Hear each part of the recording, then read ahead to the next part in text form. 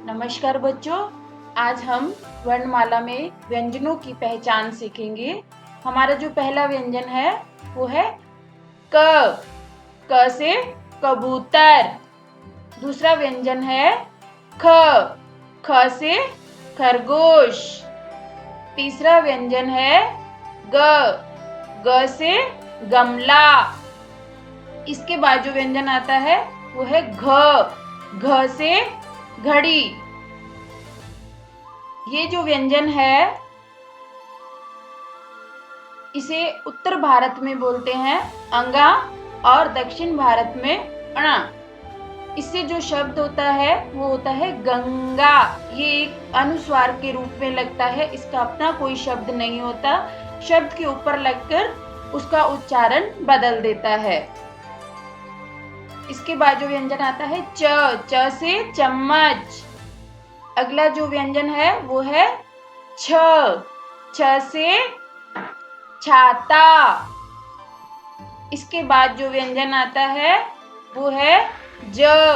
ज से जहाज। अगला जो हमारा व्यंजन है वो है झ। झ से झंडा। बच्चों, ये जो व्यंजन है इसे बोलते हैं इया। ये अनुनासिक के रूप में लगता है। आपने देखा होगा शब्दों के ऊपर चंद्र बिंदु लगा होता है, ये चंद्र बिंदु के रूप में लगता है। जैसे गांव, इससे अपना कोई शब्द नहीं बनता, ये शब्द के ऊपर लग के उसके उच्चारण को बदल देता है। इसके बाद आता है ट। ट से टमाटर। ठ। ठ से ठठेरा। ड। ड से डमरू। इसके बाद ढ। ढ से ढक्कन।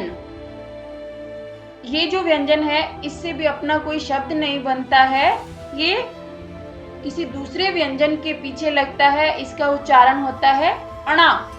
जैसे बाण। त। त से तरबूज। थ। थ से थर्मस। द। द से दवात। ध। ध से धनुष। न। न से नल। प। प से पतंग। फ।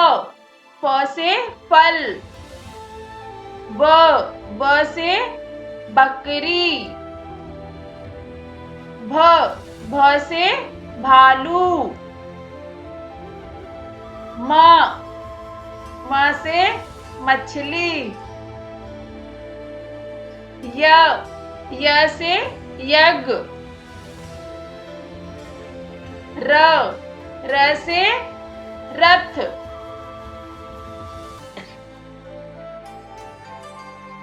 ये जो व्यंजन है ये है ल।